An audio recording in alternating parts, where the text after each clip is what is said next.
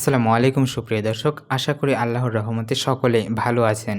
দুইটি মেয়ে, দুইটি ছোট্ট মেয়ে, একজনের নাম আফিয়া আর একজনের নাম মিম।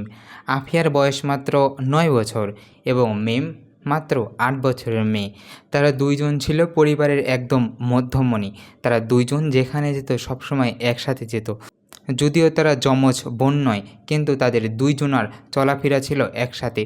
তাদের চলাফেরা দেখে যেন মনে হতো তারা দুজনেই একত্রে যমজ কোনো বোন। আফিয়া এবং সেই মিম একই স্কুলে পড়াশোনা করত। তারা ফুফু এবং ভাতিজা ছিল।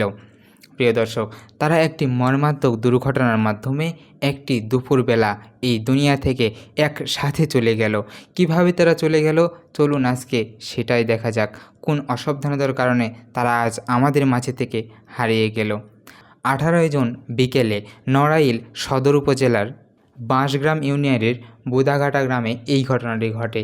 জানা যায় যে দুপুরবেলা যখন আফিয়া বাড়িতে ছিল তখন আফিয়া তার মাকে বলছিল যে মা, আমি হাঁসের মাংস খাবো।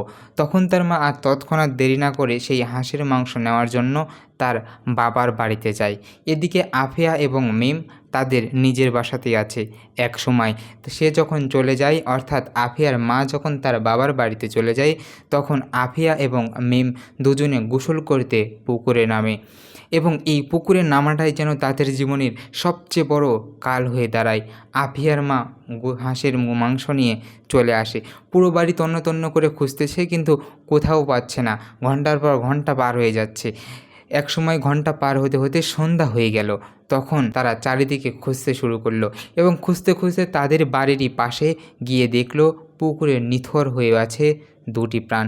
তৎক্ষণাৎ পরিবারটির মাথায় উঠল হাত এবং ওই আফিয়ার বাবা কিন্তু থাকতো বিদেশে। সে প্রবাসীর মেয়ে ছিল। এখন তার মা তার প্রবাসী বাবাকে কি জবাব দিবে যে আফিয়া কোথায় গেছে, একটি অসাবধানতার কারণে এই দুর্ঘটনায় হারিয়ে গেছে। আজ কিভাবে পরিবারটি একদম যেন নিস্তব্ধ হয়ে গেল। প্রিয় দর্শক, আফিয়া এবং মিম আজ এই একটি দুর্ঘটনার মাধ্যমে হারিয়ে গেল। প্রিয় দর্শক, যাদের বাড়ির পাশে পুকুর রয়েছে বা নদী রয়েছে বা ডোবা রয়েছে, তাদেরকে অবশ্যই নিশ্চিত করতে হবে ছোট বাচ্চারা সাঁতার জানে কি না। যদি সাঁতার না জানে অবশ্যই তাদেরকে সেখানে যেতে দেওয়া যাবে না, কারণ সেখানে যদি তারা যায় একটি দুর্ঘটনা কিন্তু সারা জীবনের কান্না হতে পারে। এরকম আফিয়া এবং মিমের মতো কিন্তু আবারও চলে যেতে পারে আবারও কোনো এক শিশু। তাই প্রত্যেকে নিশ্চিত করুন এবং সতর্ক হন। যাদের ছোট বাচ্চাদেরকে অন্তত সাঁতার শেখানোর চেষ্টা করুন। এরকম ঘটনা কিন্তু আমরা প্রায়ই শুনতে পাই। দর্শক, আফিয়া এবং মিম হয়তো চলে গেল, আমাদের চোখে আঙ্গুল দিয়ে দেখিয়ে দিল আমাদেরকে আরও বেশি সতর্ক হতে হবে, আমাদেরকে আরও বেশি সচেতন হতে হবে, আমাদেরকে আরও বেশি খেয়ালে রাখতে হবে। প্রিয় দর্শক, আজকে এ পর্যন্তই। আপনাদের সঙ্গে দেখা হবে আরও একটি নতুন ভিডিওতে। ততক্ষণ পর্যন্ত সবাই ভালো এবং সুস্থ থাকবেন। আজকে এখানেই বিদায়।